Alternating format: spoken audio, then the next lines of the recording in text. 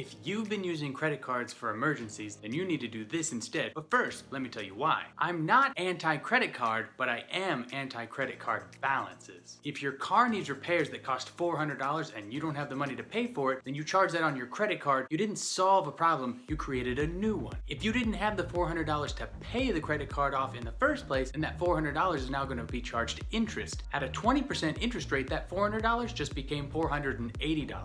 And if you can't pay off the $480 the next month, now it became $576. And if that's not enough, the next month comes almost $700. In just a few months, your balance is almost doubled. You see how quickly a little bit of credit card debt can get out of hand? Don't use credit cards for emergencies. Instead, save money up and put it into an emergency fund that you invest in a high-yield savings account. Now your emergency fund is going to grow with interest instead of your credit card balance. Money management is a mindset. Stay empowered. We'll see you next time.